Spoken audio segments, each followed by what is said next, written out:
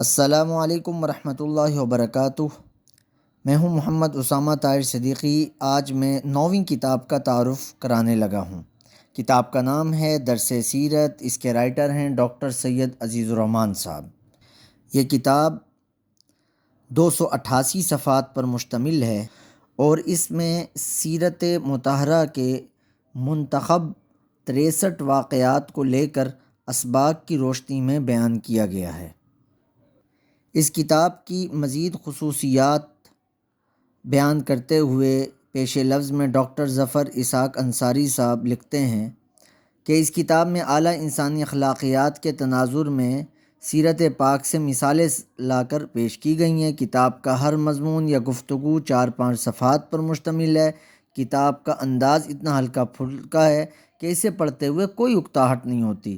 اس کتاب سے رسالت مآب کی زندگی کی ایک چلتی پھرتی تصویر نگاہوں کے سامنے آنے لگتی۔ اس کتاب کا مقدمہ حضرت مولانا زاہد الراشدی صاحب دامت برکاتہم العالیہ نے لکھا ہے۔ مقدمے کے آخر میں لکھتے ہیں کہ آج کے دور میں سیرت النبی کو پیش کرنے کی ترجیحات میں 2 باتوں کو اولین درجہ ہونا چاہیے۔ ایک، جدید علمی فکری مسائل اور شکوک و شبہات جو پیدا ہو رہے ہیں ان کا سیرت نبوی اور اسوہ خلفائے راشدین کی روشنی میں جائزہ لیا جائے، اور دوسری بات، روزمرہ کی عملی اور معاشرتی زندگی کے بظاہر چھوٹے چھوٹے مسائل اور باہمی رویوں اور تعلقات کے حوالے سے نبی اکرم صلی اللہ علیہ وسلم کے ارشادات حالات کو زیادہ لوگوں تک پہنچایا جائے، عمل کی طرف آمادہ کیا جائے، کیونکہ اس وقت ہم معاشی طور پر اخلاقیات کے خوفناک بحران کا شکار ہو رہے ہیں۔ اور اسی پس منظر میں مولانا سید عزیز الرحمن صاحب کی ایک کاوش، ایک مفید پیش، اس کا اسلوب یہ ہے کہ واقعے سے نکلنے والے جو سبق ہے اسی کو عام طور پر عنوان بنایا ہے۔ میں اس کی ایک مثال پیش کر دوں۔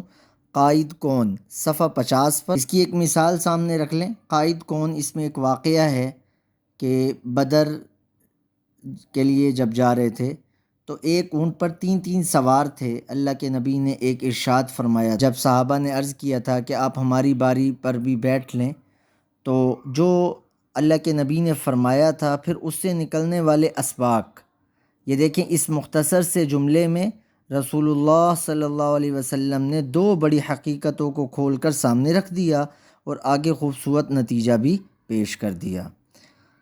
یہ کتاب ان تمام حضرات کے لیے ایک نایاب تحفہ ہے جو سیرت کے واقعات بیان کر کے اسباق بھی ساتھ ہی بیان کرنا چاہتے ہیں، اور جو جمعے کے بیانات کرتے ہیں وہ بھی اس سے بہت سارا مواد اخذ کر سکتے ہیں۔ جزاکم اللہ خیرہ۔